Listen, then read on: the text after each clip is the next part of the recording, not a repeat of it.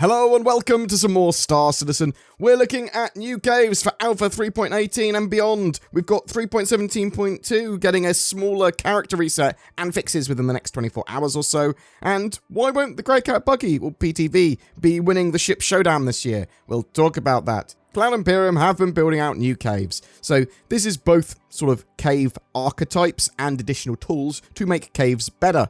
This allows them to edit and evolve a cave much more easily too. Go back, bam, change it a bit. In Star Citizen Alpha 3.18, we are getting sand caves as a new cave type on Daymar, but we're also going to see them at Magda, Itta, Walla, and Hurston. Traversing caves has improved as well, with the feeling much more smooth to move through. Also, they've added various natural light sources for more cinematic experiences. This first release in 3.18 won't have missions tied to those caves, but they will be added shortly. Again, this is true of additional entrance types. So in the first release, we're only getting FPS on foot entrances, and they'll expand that out later to have vehicle entrances. Within the next year, also, they're planning to replace the current rock archetype for caves with a new version. There's also various other types of cave they are working on. An acid archetype, so this has got like dangerous acid and bubbling sulfur pools. There's going to be ice archetypes for Microtech and its moons. There's also an overgrown and forest biome one too. Alpha 3.18 is coming out with a load of new features. Rivers, PTV racing, Security Post Korea, and prison gameplay sort of expansion. And over the next 5 weeks or so, they're going to be showing off the cargo refactor, salvage and hull scraping, and persistent entity streaming. So the big features of that 3.18 patch. Cloud Imperium are working on a load of stuff beyond 3.18 as well, and one of the things they're working on is the new player experience and in-game tutorials, which are much needed due to Star Citizen's learning curve and just a whole host of lots going on. The previous flight tutorial that was in-game many moons ago was fine. It had Gilly taking you through the basics of sort of the flight mechanics and getting into your ship and flying around and some combat, but new mechanics and tweaks to the fundamentals of the game meant that, well, it just became not useful, and a load of time would then need to be spent updating that tutorial to make it relevant, and that's actually quite sort of resource heavy. So they want a better experience, and they want this experience to take you from your hab spawning in the verse to store so you can buy stuff, to just moving around the landing zone, to the spaceport, to getting into your ship, from basic missions and then FPS combat. Squadron 42 is also getting an updated FPS HUD that will give contextual hints based on your state. That will then trickle down into the persistent universe to get that, but then it needs to be hooked up to all the persistent university type things to make it relevant for that. But they're sort of getting ready for that. They're ready for that once that FPS HUD is done for Squadron 42. They're making sure signposting in-game is simple and as useful as possible, especially around landing zones, using Area 18 as a test bed, and then they're bringing that out to all the other major landing zones and planets.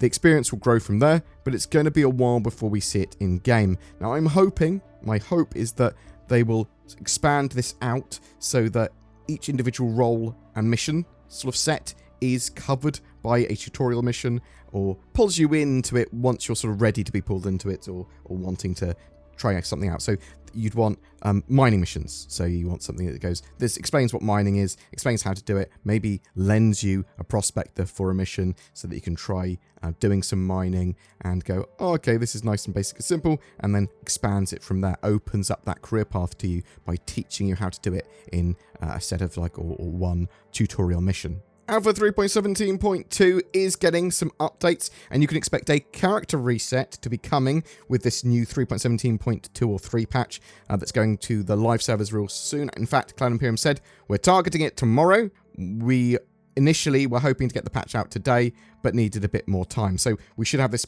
patch for the weekend. This reset, though, won't affect your sort of alpha UBC in your ships. It won't wipe those. It'll wipe things like maybe if you've got any ore processing or consumable items like ammo and stuff, as well as your home zone and character's face. So it's not a full wipe or anything. It's just your character wipe. The patch is addressing a few major issues, including things like elevators, hopefully, and wallet problems, stability improvements, and a whole host of bug fixes. Lots and lots and lots of improvements to Siege of Orison as well once they run it again. The GreyCat PTV will not be winning the ship Showdown this year. But why not? Cloud Imperium have put a post out. Ship Showdown 2952 GreyCat PTV update. Ship Showdown Phase 1 is nearing completion, and there's still time to get your submissions in for your picks before it ends on the 29th of August. The amount of love we've seen for your favourite vessels of the verse has been awesome, especially for a certain little buggy. After discussion with the vehicles teams, we've decided to make the difficult decision to hold the GreyCat PTV from advancing to Phase 2 of this year's Ship Showdown. And we'd like to explain a bit why. The PTV isn't set up for the current paint system, and it is also due for a full top-to-bottom rework in the future. Setting it up for paints now would require us to do so again once it's reworked, so we prefer to not assign development work that would ultimately be a waste of resources. This being said, we cannot ignore the amount of love that's been poured in for the PTV.